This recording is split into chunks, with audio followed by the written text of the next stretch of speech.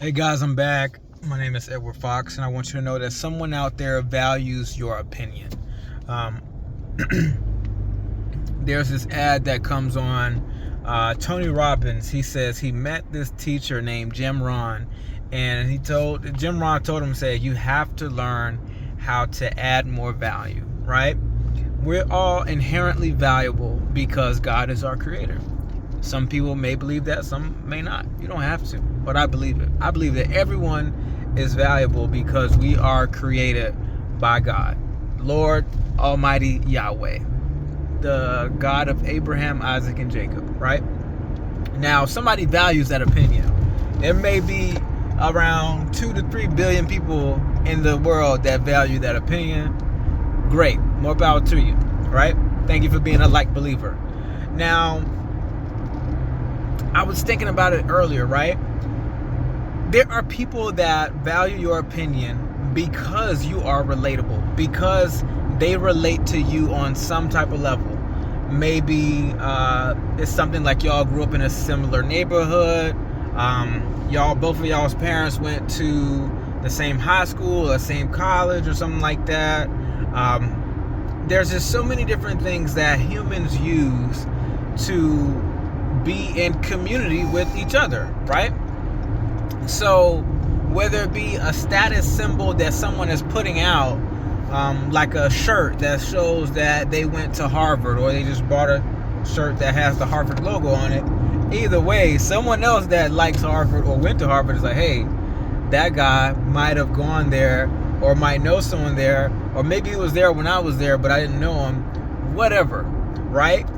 So just, I like stocks, right? Let's say the topic is stock trading, ETFs, dividends, all that good stuff, right? There's this creator by the name of Wall Street Trapper, right?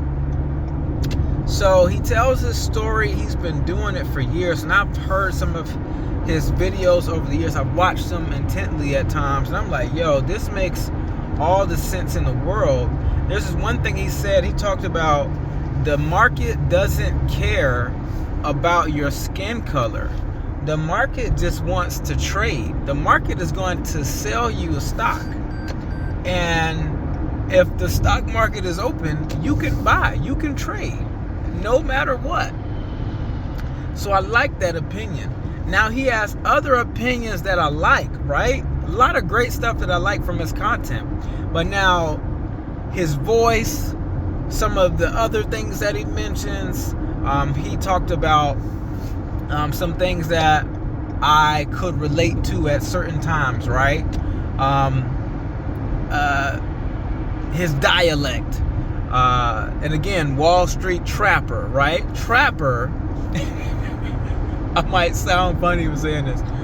So y'all know about the trap, right? Y'all know about the hood. So if you're a person that grew up in the hood, maybe been to the trap a few times, I ain't gonna tell you no lie. There is the hood, and then there's the trap. The people that be in the hood do not need to be in the trap. The trap and the hood are kind of different.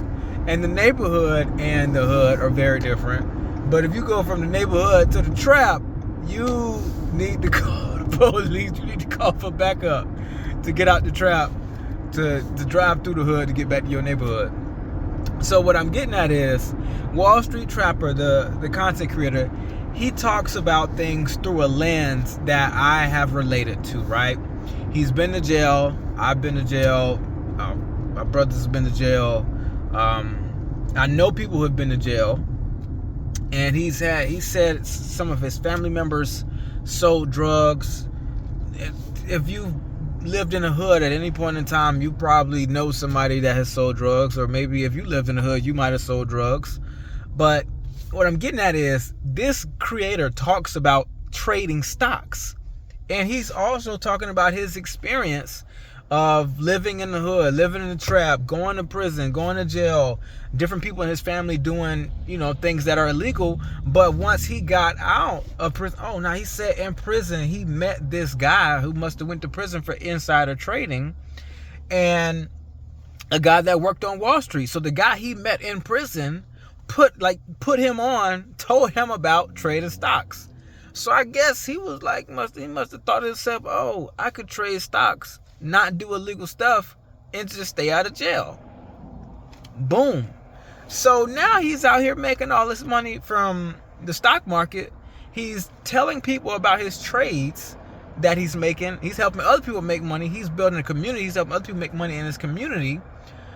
But all that to say, there are a bunch of people online that talk about stocks, stock trading, ETFs, dividends, all that good stuff. But they might not like the Wall Street Trapper's delivery. They might not like hearing about him talk about his time in prison. Or, they might not like his voice. They might not like his dialect. They might not like the ebonics that he might use at sometimes. But the Wall Street Trapper still has great information. Somebody just might want different packaging. Now, this is important because someone wants to hear about what you love to talk about. That's why I'm making this video. There's this guy named Matt Armstrong, right? If you're on YouTube, I've been on YouTube for a long time, and there's this guy, Matt Armstrong, and he he records himself working on cars. Like, legitimately, he just works on cars sometimes, and he buys wrecked vehicles. He buys wrecked supercars, we call them, and he fixes them up. Like, you buy like a Porsche 911 GT2 RS, but the thing is, somebody drove the car into a lake. So he buys the car, he purchases all the parts, and he fixes the car up, he drives it, and it's a great car. But he's built a collection of supercars because of that same thing. But now, the reason I'm mentioning Matt Armstrong is because he has this huge collection of supercars. He's built a huge following. I think over 1 million people are subscribed to him on social media, on YouTube and other social media platforms, because he's been recording himself buying and fixing and flipping cars for over 5 years. And he said on a video just this week, he said he couldn't believe his life, and it's all because he started recording himself fixing on cars. And he said it all started with him fixing an Audi TT in the parking lot of his job. He used to work at a restaurant. I've watched this guy's videos for quite some time. I like his video. This guy, me and him both speak English, but the guy is in the UK or Britain or somewhere. We do not have the same, we don't speak the same, we don't have the same accent. He's white. I'm Native American. I'm thousands of miles away from this man. How do we relate? He has created content. He has put himself out there to where somebody could see him, hear him, and connect to what he's talking about. People can leave comments. People could send him messages, a DM on some social media and say, hey, I got a car I want to sell you, or hey, let's go work out a car together. There's this guy, Alex Gonzalez, right? Alex Gonzalez is I would say he talks about stocks and trading futures and Forex and all that stuff like that. Well, mainly Forex. But his parents are immigrants. My grandparents are immigrants, right? Now, his parents immigrated from some islands that are close to the islands that my grandparents immigrated from, right? So Alex Gonzalez, but he goes by FX Alex G on YouTube and Instagram and all that stuff. But FX Alex G, the guy, he talks about trading Forex, and I love the thought process of using money to make money. And I learned about Forex like in 2017 when I was in college at Savannah State University. It's just these people were like, hey, yeah, you got to pay $200 a month to learn, this thing. And then you got to bring other people with you to get them signed up. And then your education will be free. Like, they were selling the education. And it was a real learning experience of, you get to learn how to trade foreign exchanges, right? like trade forex, right?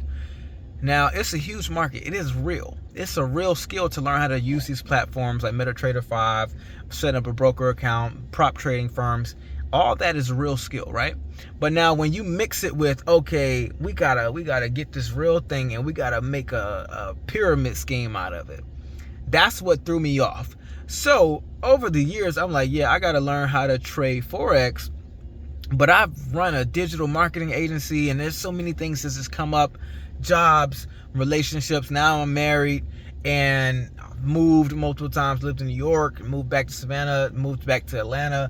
Now I'm in Nashville with my wife. We got married last year. There's been so many different things happening. So more recently, I'm like, yo, I want to learn how to trade forex. And I've been watching FX Alex Gonzalez. I've been learning about him, and he's got videos about how he turned $100 into $1 million in 3 months. And he has this other video about how he went from broke working at Baskin Robbins. Was it Baskin? Nah, it was Dunkin' Donuts. He worked at Dunkin' Donuts in Miami, and now he's a multi-millionaire at like 25 years old. So I watched that video. It's over an hour long. He talked about how he went to this college. I think it was FIU. I have a cousin that just graduated from FIU with her MBA like last year. So it's like, the guy's relatable. I was in college and I actually left college because I started a business, but he left college because he was trading forex, and now he's a multi-millionaire. And then he bought a Bugatti. He bought 2 Bugattis. One Bugatti, he ended up wrecking it, and then he called Matt Armstrong, who's been working on and building cars that I've been telling you about. He's been working on building cars and rebuilding all this stuff for years, for 5 years, and he's been recording it, putting it on YouTube. And because he has such a big following and people see his work and what he's been doing for years, he's been recording it, been building a brand, a personal brand. A personal brand can actually separate you from others. Everybody else can have the same skill set as you, but if you have a personal brand and people can see you and get an understanding of who you are and get to like you and trust you, it works. So FX Alex Gonzalez, who trades forex, multimillionaire, he's like, okay, he's been seeing Matt Armstrong online for years, working on cars, like buying supercars, fixing them up, reselling them, or keeping them in his fleet. Now FX Alex Gonzalez, he's like, he wrecked one of his Bugattis, and then the insurance did their whole thing of like, okay, they bought it and they paid off all the stuff for the insurance or whatever. And then Alex was like, yo, let me go and buy this car back. And then, you know, he's going to get Matt Armstrong to fix it. So they've been dropping videos about them teaming up to fix this Bugatti. And I would say it's because Matt Armstrong was like, hey, he had this passion for cars and working on cars and driving cars, but he worked at a restaurant. So he had this Audi TT and he worked on it and he filmed himself doing it and he put it on YouTube like 5 years ago. Now he's working with FX Alex Gonzalez, to work on a Bugatti, like a $4 million car, and he's getting paid to do it. So yeah, people want to hear what you have to say. Thanks for watching.